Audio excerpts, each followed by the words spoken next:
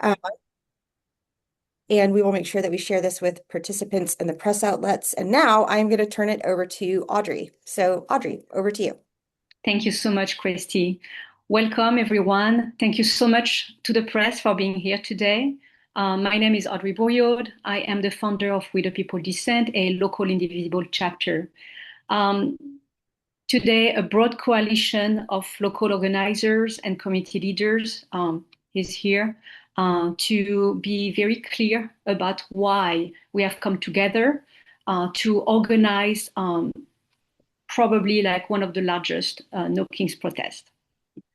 Far too many of our elected officials are not responding the way they must to the Trump administration, this unprecedented power grab that really like aims at destroying everything it comes in contact with. Our democracy, our economy, our right to happiness, our safety, global safety even, are now like nosediving. So we're here today to say stop, no more, no kings, no war, and no ICE. Our message is crystal clear. We are united in our opposition to the war in Iran, which really bears all the hallmarks of a collective suicide. We are united in our opposition of any threats to our right to vote, and we are united in our opposition to ICE. This agency must be defunded immediately. Now I'm going to turn towards my resisting partners and friends who will expand on our asks. Taran, would you like to go? Sure, thanks, Anna. Hi, folks. My name is Tarun Patel, and I'm an organizer with an organization way up here in Ironwood, Michigan.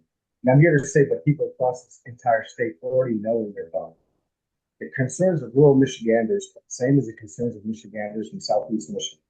We are one people living under the same pressures, carrying the same worries, and demanding the same thing. We're all wondering how we're going to pay to go to the doctor. We're all wondering how we're going to get rent. We're all wondering how we're going to keep food on the table for our family. These aren't partisan issues. They're not mutual. They're the basic building blocks of a decent life, the very things that functioning democracy supports. And yet those basics are not being met, not because we lack resources, not because we lack a solution, but because the people in power refuse to combat corruption, refuse to tax the wealthy, and refuse to build a government that serves the people who actually make this country work. Our founders saw this danger coming. James Madison warned that concentrated wealth and concentrated power would be the death of the republic. Thomas Paine reminded us that in America, the law is king. And Ben Franklin, that mix of hope and warning, told us we have a republic if you can keep it. Well, today we're fighting to keep it. Because instead of doing the hard work of governing, the Trump administration is trying to get rid of democracy altogether. They are trying to silence the voters rather than face them. They're trying to cling to power rather than earn it. They're trying to protect billionaires becoming trillionaires while the rest of us are deciding which bill we can afford to skip this month. Let's be honest about what's happening. If you fear the people, you try to rule over. If you can't defend your record, you try to dismantle the system that holds you accountable. If you want power without responsibility, you attack democracy itself. But this country was not built for kings. It was built by farmers, miners, teachers, nurses, small business owners, by ordinary people who demanded extraordinary freedom. People believe that no one, no matter how wealthy or powerful, stands above the law or above the will of others. We are not about to hand that legacy, not to billionaires, not to authoritarians, not to anyone who thinks they can strip away our democracy to protect their own power. When I became a citizen, I didn't swear an oath to a king. I swore an oath to this country.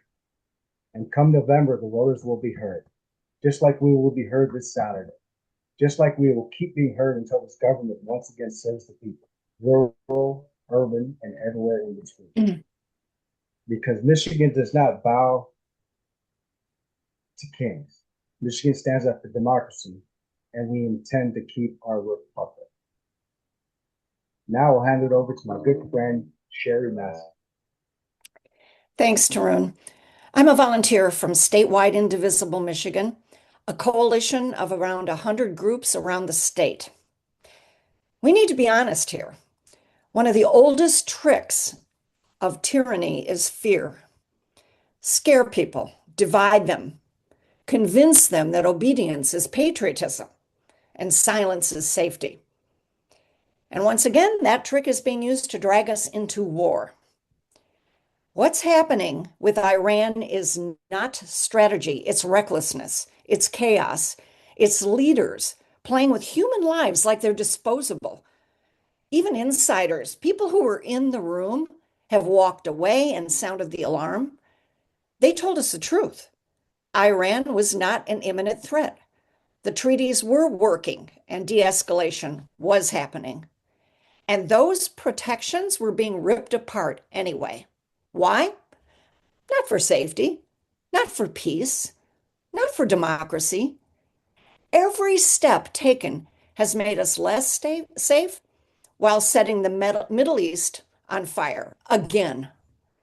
And for Michiganders, this isn't some foreign policy debate we watch from a distance. This is personal.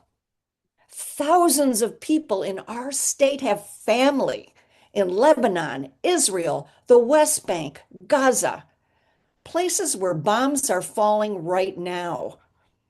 These aren't headlines. These are parents, children, cousins, friends. People here are grieving. People here are terrified. People here are losing loved ones while politicians talk about collateral damage. Well, let's be clear. There is no such thing as collateral damage when it's your family. And we need to remember who we are. Americans do not serve kings. We never have. We do not bow down to strongmen. We do not sacrifice our sons and daughters because someone in power demands loyalty instead of accountability. We've already fought revolutions to end that idea, and we're not bringing it back now. War without truth is not strength. War without necessity is not defense. It's cruelty, it's corruption, and it is a betrayal of everything democracy is supposed to stand for. They want to divide us and make us feel alone. Well, good luck with that, because this Saturday, on March 28th, we will come together in over 100 towns like Tarun's in the Iron Mountain area, and cities like Detroit in Michigan, and all across 50 states and in more than a dozen countries. We will share the message of no kings, no war, no ICE. We reject fear as a weapon. We reject lies as policy. We choose humanity, democracy, and peace because real security is built on justice, not bloodshed. I'm happy to pass it along to my friend Lynn Gruber. Thank you, Sherry. I'm representing the seniors of Michigan. ICE has murdered American citizens in broad daylight. There are record deaths in detention centers and grotesque abuses happening away from the cameras. Rocks in spoiled food, defecation on the floors, no hygiene products, infants and children being held, filth beyond description. This inhumane treatment of citizens is unconscionable. If this shocks you, it should.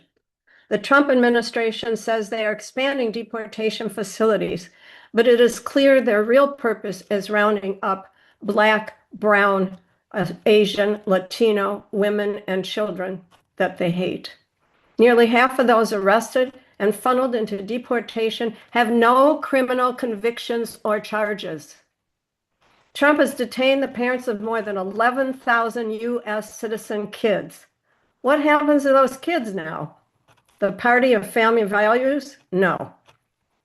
Once known as the Parental Interest Directive, Under Trump, as of yesterday, it is now called Detained Parents Directive, stripping away any humane treatment in its title.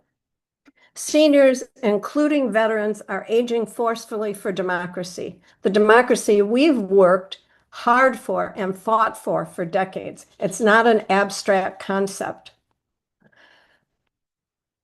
We must fight the corruption, the uncontrolled utility hikes, the unnecessary data centers, the tech and media billionaires. There were 37,000 people detained in 2025, and as of January 2026, 72,000 were detained. We are witnessing the growth of detention centers on a scale not seen since the mass incarceration of Japanese Americans and nationalists during World War II. This isn't who we are. They're even scanning the faces of anyone they encounter opposing them, regardless of citizenship status, and then congratulating them on the label, a domestic terrorist. They're not just ignoring our Bill of Rights, they're trampling all over it. Simply put, these are crimes against humanity. What ICE is doing is domestic terrorism. They are trying to scare us into speaking out against immigrants. They are trying to scare us away from defending our own Constitution. Seniors are voters who have stood up for democracy for decades, for our children, for our grandchildren, and for you. We will not back down. We'll take our communities back from billionaires and utility companies. We will get money out of politics. We haven't lived this long to watch our democracy crumble in our communities. We believe in the Constitution. Do you think we're not aware of the Iran war, what it's really about? To use a quote, it's the Epstein files, stupid. Well, Michiganders are not stupid or scared. We will stand with our neighbors. We will fight and protect our democracy. We love our country. And on March 28th, Saturday, everyone will see how we will use the Bill of Rights to show and fight for our democracy in the largest protest we have had. Michiganders are united. No kings, no ICE, no wars. Thank you. And now I will turn this back to Sean Weber. Thank you, Linda. 14 bills, 4 committees, 0 hearings. My name is Sean Weber, and I'm here representing the Public Research Initiative, a volunteer research organization built on a simple belief: power comes from knowledge. I want to talk about data centers, not in abstract terms, in specific, concrete terms, because that's what this issue deserves. We spent months researching the impacts of large-scale AI and data center expansion across Michigan. The electric grid demands, the water usage, the deals cut behind closed doors between tech companies and utility providers, while residents had no seat at the table. What we found is straightforward. Michigan families are being asked to foot the bill for private AI infrastructure through higher electric bills, strained water supplies, and rushed approvals that bypass public scrutiny. And make no mistake, these are not just energy facilities. They are surveillance infrastructure, and the national security implications of where they're being built and who controls them are being ignored entirely. 19 municipalities have already said enough. They've proposed or enacted temporary moratoriums while their communities studied the impacts. 19 municipalities did what Lansing hasn't. They stopped and asked questions first. Attorney General Dana Nessel has taken steps in the same direction, filing petitions before the Michigan Public Service Commission to reopen utility contracts and protect ratepayers from subsidizing these facilities. The momentum is there. The public demand is there. What's missing is action from the legislator. Bipartisan bills were introduced, 14 of them, in both chambers, to pause new data center approvals and put real safeguards in place for ratepayers and communities. Those bills exist right now. And right now, every single one of them is sitting in committee. 4 chairs control whether these bills move forward. Representative Ann Bolin, Representative Mike Hoadley, Representative Brian Bagol, and Senator Sean McCain. Scheduling a hearing authority. Moving these bills forward is within their authority. They have a choice to make, and Michigan is watching. Communities across the state are not asking for anything unreasonable. They're asking for transparency about energy and water consumption. They're asking for public hearings before major projects are approved. They're asking that their electric bills not go up to power someone else's AI server farm. These are fair asks. They deserve a vote. People have the right to say no to AI hyperscale data centers in their communities. The bills are there, the votes aren't. That's not a policy problem. That's a political choice. And political choices have consequences. Thank you. And with that, I'll turn it over to Linda. Hey there, Sean. I think I'm actually going to go next, if that's okay. Hi, everyone. This is Christy McGillivray with Voters Not Politicians. And Sean, thank you so much. What Sean has just laid out is a concrete example of what happens when our democracy is on the ropes. When you have bipartisan support and you have the vast majority of voters behind particular policies and they do not move, we are dealing with a form of government that is no longer answering to voters, it's answering to donors. And that is one of the core reasons why the Trump administration is trying to put some final nails in democracy's coffin. He wants to keep using our democracy to enrich himself and his friends at the expense of voters. Everything that folks have shared so far, the build out of AI surveillance, autonomous weapons, the threats for ICE to surround polling locations and filming voters' faces, threatening to label them as terrorists. All of this is out of control, and the core thing driving it is political corruption. The gap between the rich and the poor is driving voter disenfranchisement. It's driving disillusionment in democracy, and we are putting an end to it. When our democracy truly serves the needs of the majority of voters, then tyrants can't lie about immigrants and minorities to convince Americans to attack each other instead of holding them accountable for their abuses. And we're not going to put up with it. When our government really truly serves the needs of the majority of voters, they will not be able to get away with telling voters that we have to actually remove millions of voters from polls because they're scared of answering for the actual consequences of their policies. We know this game they're playing. It is not democracy. And everyone on this call and everyone that will be there this Saturday, we're in it for the long game. We know exactly what it takes to save democracy, and Michiganders will be rolling up our sleeves to save our democracy by doing it. We are not asking for permission. This is our birthright. So we are going to go directly to voters with Michiganders for money out of politics. We are going to get the signatures we need. We are going to pass this in November. We are going to have safe and free and fair elections because this is our country. It is our state, and our elected officials work for us, not their donors. So we'll be making sure that every eligible Michigander is able to cast a ballot and have it counted. We are not going to be fooled by lies about voting to blame vulnerable folks just trying to get by. We are going to restore our democracy, starting with the biggest No Kings protest ever this Saturday. And we're not stopping there. We're putting in months of unrelenting work, and it's going to turn into years to build back the government we were promised in our founding documents, one that is of, by, and for the people, not a government that exploits the people to enrich the few. I'm going to turn it over now to my colleague, Angela Davenport. Angela, over to you. Thank you very much, Christy. So when we say our democracy is under attack, what we mean is our right to vote is under attack. Let me just be clear. It is under attack. At Voting Access for All Coalition, we believe that if you have the right to vote, you should be able to use it without fear, without confusion, and without barriers. It's not a privilege, it's a fundamental right. And every Michigander should have the tools, education, and need to feel confident when exercising that right. So now, right now, there's a raging debate happening in Washington, D.C. around the SAVE Act. Let's be clear about what that would do.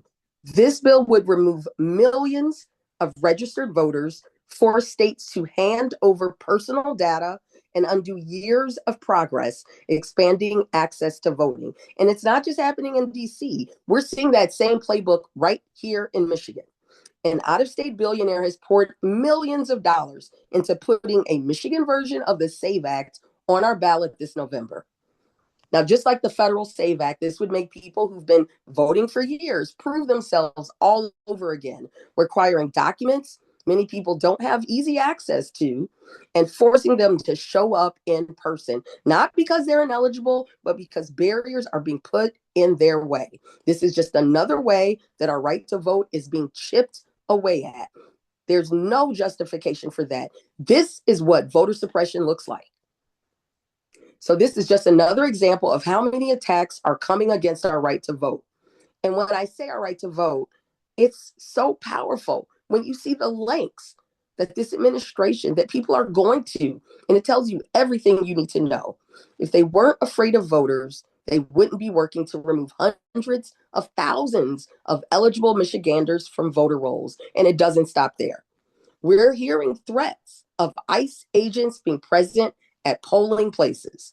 And we've already seen what happens when systems operate without accountability. We've seen the harm, we've seen the loss of life, including the deaths of Alex Peretti and Renee Good in Minneapolis at the hands of federal agents. So when people hear that same system could show up at the ballot box, that's not about security, that's fear. It's about causing fear. So let's be honest about what that does. It makes people question whether it's safe to show up and vote. That's not democracy, that's intimidation. They're telling us exactly what they plan to do. They're showing us who they are. They don't want people voting because they don't believe in a democracy where every single person has a voice, but we do. That's why we're all here together right now.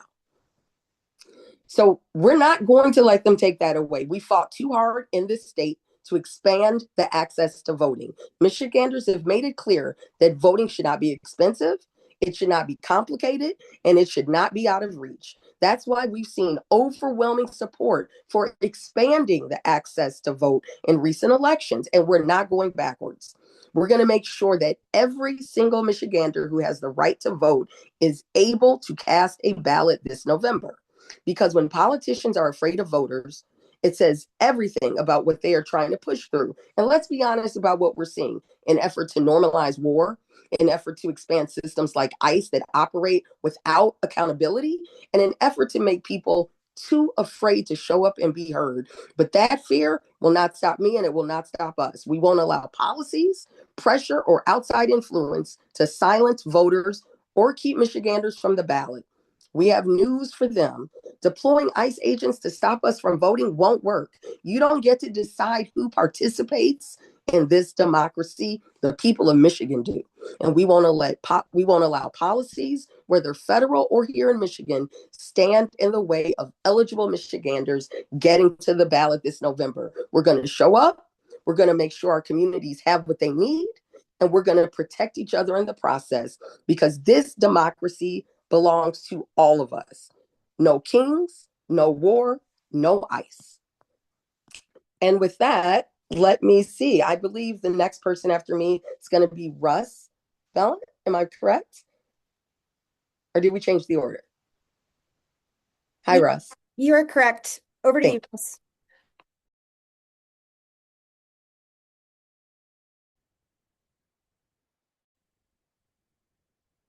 Russ, I think you might be muted.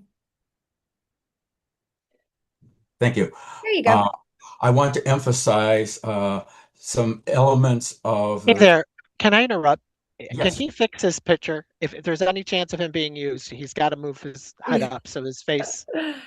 I've got to do what? Russ, Your face is too low. Yeah, you're kind of cut off.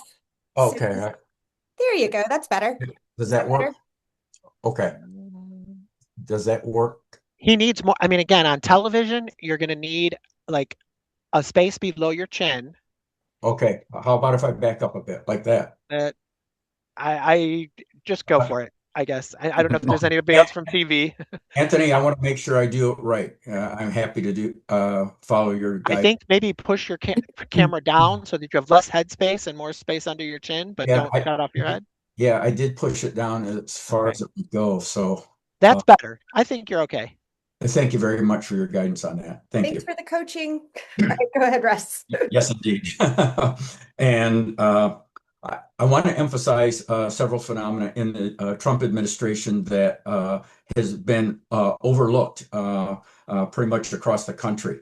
One is that they not only have a dehumanized view, they have a doctrine of dehumanization and that doctrine has been spelled out in books and statements on podcasts. They assert that all opposition that believes in fairness and equality is unhuman and must be crushed. That comes from a book with that title, Unhumans, very appropriate, by the way. And that is a MAGA bestseller, but is virtually unknown outside of a critique of it in the New York Times in 2024. The book has 4 chapters that praise dictators of the 20th century for using mass murder to crush their unhumans. Well-known dictators like Francisco Franco, Augusto Pinochet, Ian Smith of apartheid Rhodesia, and so forth, Chiang Kai-shek. And they praise these people in the way they killed their opposition.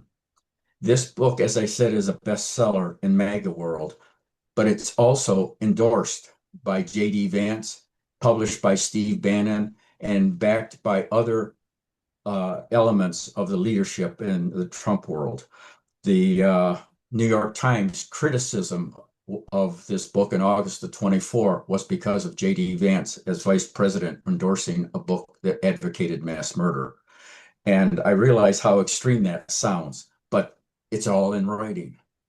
And when you look at how what this means in, say, the practices of indivisible, excuse me, oh God, the ICE people, which we as indivisible all oppose. They use gas bombs, physical assaults, even on U.S. Senator Alex Padilla for daring to ask a question to Kristi Noem, and shooting without consequences and oversight, including murder that is well documented. And after they kill somebody, like they did in Minneapolis, they taunted the crowd. You guys haven't learned your lesson yet? After they're proud of killing, there's no accountability. There's no oversight for killing people in cold blood. When you look at the war practices and the outlook of this administration, you just heard Peter Hegseth say he issued an order to troops, take no prisoners. We're not going to have any regulations. We're not going to have any of these international standards. You kill the prisoners. We don't take prisoners. He has advocated on podcasts multiple times for insurrection against the U.S. government before he was nominated for Secretary of Defense. And he's part of a network that advocates slavery as having been a good thing for everybody. This is all part of the doctrine of dehumanization that we have not seen under any other president, as far as I can tell, in U.S. history. It's time for us to show the public the dimensions that aren't really being addressed, and I'm available at your call. Thank you. Silent. Hi, all. Hi, all. Thank you for being here today. Appreciate you giving some attention to this really important event coming up Saturday. I'm Cheryl Van Dyke. I'm from the Crowded Table Coalition, and our group is a member of the Courage and Community Coalition that's organizing the Lansing No Kings this Saturday. We are gathering in Lansing because it's our state capital. It's where the electeds are making the decisions that affect our state and our country. Did you know that when the cornerstone was finally laid at the Lansing Capitol building on October 2nd, 1873, there was a ceremony held here that rivaled anything Lansing had ever seen. We had people thronging into the capital city in numbers that far exceeded its capacity. And so private citizens opened their homes and made preparations to feed and shelter the visitors from around the state. Lansing My hometown is standing ready again to welcome Michiganders of good conscience to gather with us here this weekend. On Saturday, we are gathering in Lansing to learn what we can do about the awful things being done in our name and being done with the money that we earned, that we contributed to the greater good, also called our tax dollars, which is instead being used to kill Americans, kill our neighbors, kill our planet, kill science and advancement, starve senior citizens and children, make people homeless, terrorize our people and our world, and dismantle and desecrate our Constitution, all for the unchecked greed of a few. So we're gathering in Lansing, coming from the full spectrum of political beliefs, because this time is demanding that each of us truly live our values, because we want better for our neighbors and ourselves, because push has come to shove, and we've weighed our needs and our fears and our wishes to just go on about living our lives against what we know is good and right. And we've decided that the very least we can do is show up. We're gathering in Lansing because we can't just stand by while the greatest opportunity in democracy and diversity and peace is destroyed before our very eyes. And because we feel a responsibility to save it and to push for a better way. We're gathering in Lansing because we believed that fairy tale called the American dream, and we want to make it real for the planet. And we know it has to start here with us, not letting that dream die.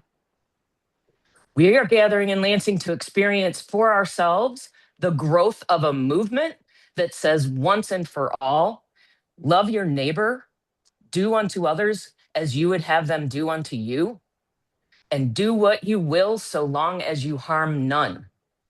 We're gathering in Lansing because we know we're not alone, and because we know we can tap into the power of the people when we see ourselves reflected in our neighbors and friends and new friends who are here standing with us. We're gathering in Lansing because No Kings rallies are a great way to be inspired and to get involved for the first time. It's good for the cause that we show up in large numbers, and it's good for our morale to see how many of us there are and to feel that energy live. I am a lesbian. I came to the March on Washington for lesbian and gay rights. There were only 2 letters back then in 1987. And to see how many people were there who looked like me and who needed the same things I needed was inspiring to a lifetime of activism for me. Authoritarianism is designed to make us feel alone and scared. And the internet only makes it worse. We're gathering on Saturday to remember what it means to be in true community. We're gathering in Lansing because we must, and because it will give us the tools to plug in where we can, and it will recharge us for the road ahead. Thank you for being here, and I'd like to turn that over to Sean Schaefer.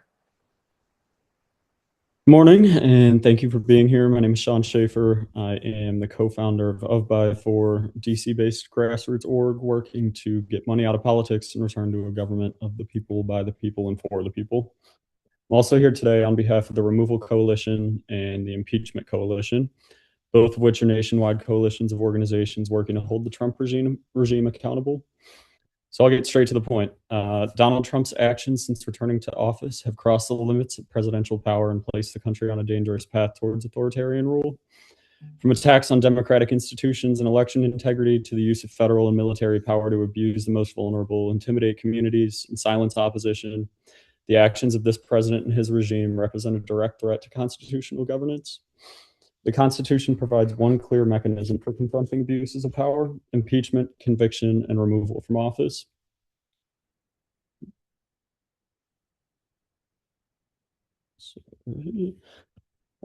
Today, we are calling on Democratic members of Michigan's congressional delegation, Representatives Rashida Tlaib, Debbie Dingell, Haley Stevens, and Shree Thanadar, as well as Senators Gary Peter and Alyssa Slotkin, to demand leadership from Chuck Schumer and Hakeem Jeffries. They must use every available constitutional tool to hold the Trump regime accountable.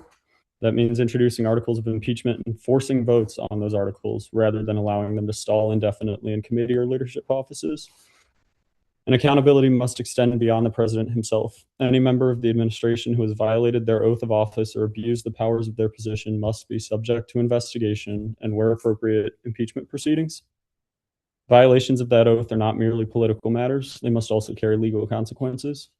Officials who knowingly mislead Congress, provide false statements under oath, obstruct lawful oversight, or abuse their authority must be subject to criminal investigation and prosecution under federal law.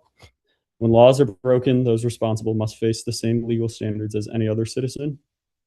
The American people deserve clarity about where their elected officials stand. Congress cannot defend the Constitution by issuing performative statements while refusing to use the powers it provides to them. History is watching, and we will remember who stood up. The time for statements is over. Act now, or our coalitions will do everything in our power to ensure you never hold public office again. Thank you.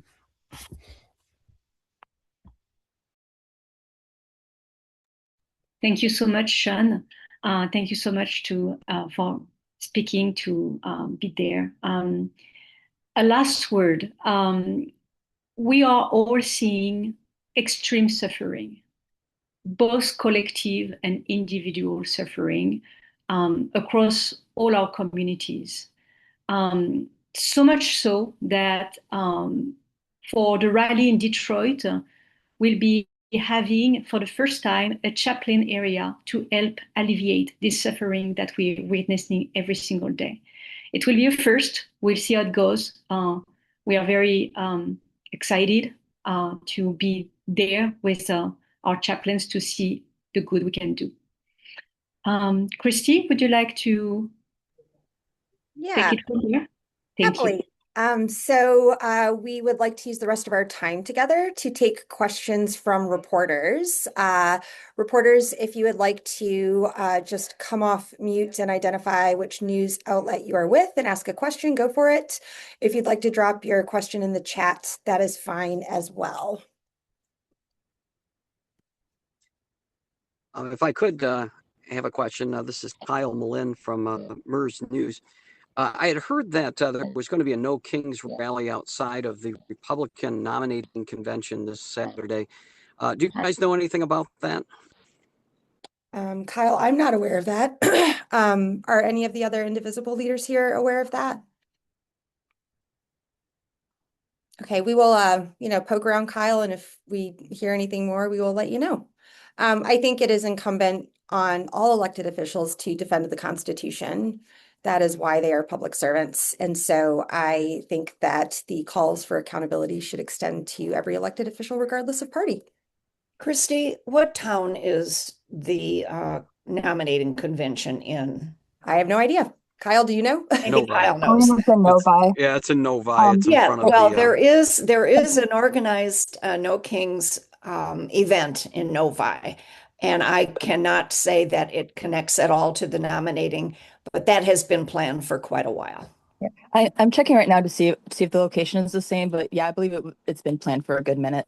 So it's not on their website being advertised as a protest at the Republican convention. Correct. And it's not connected because I'm at the Novi rally, and it's not connected to the Republican convention. All right, great sleuthing, everyone. Great, thank you.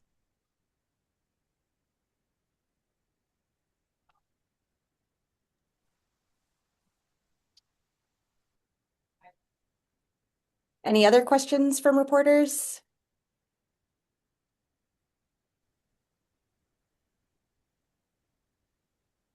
If no one else has one, I do have one more. Yeah, go for it. I know this isn't the first No Kings. Is this number 3? Do I got that right? Yes. Okay. And then as far as the preparations for this one, do you have any sense whether the momentum for this one is greater, the same, or smaller than the previous two? I would say it's greater. The engagement from the communities we've seen is incredible. It was strong, for the first one, and the second one it grew, but this time around it's huge. And I think we have to remember all that has happened between No Kings 2 and No Kings 3. We've not only entered an illegal war, but we have watched what's gone on in Minneapolis and Chicago, and we've seen what happens when ICE does the damage that they have been doing by separating families and killing 2 American citizens in cold blood on the streets. So that much, many more things, but those are some things that I think instead of making people afraid and cower, it's done just the opposite. We've seen most of our groups in the state of Michigan grow since these events. We have higher attendance at our monthly meetings. And so I believe that will translate in larger crowds than ever. I agree. Right. Go ahead, Tarun. Sure. I also agree. Being in Ironwood, which is the northwesternmost city in the state of Michigan, there's far more enthusiasm for this rally than prior to. The anger's still there. We're going to get people visiting from Wisconsin, even Minnesota, and so we're expecting a far larger crowd than we did over the first two rounds. Yeah, and this is Cheryl from Lansing. What I would say is that number one, this is on track to be the largest protest ever in American history. The trajectory that we've seen in Lansing from starting in January, when the first protest that was organized had 750 people, at every event since then, it's only grown by anywhere from 30 to 50%. And every event that I've attended, which is almost all of them, I've tried to ask how many in the crowd are here for the first time. And almost half of the crowd raises their hand every time. People are coming off of the sidelines because they understand that we're in a fight for our democracy. We're in a fight for basically basic humanity. And it's only growing. And there are more sites across the country than ever before that are hosting, according to National Indivisible Leaders. And Emily says that 24 registered No Kings protest in Europe. So people out of the country nationally are not happy either. I think they would agree with us in everything that we're doing. All right. Excellent. Thank you. Yeah, I think that was pretty unequivocal. Are there any other questions?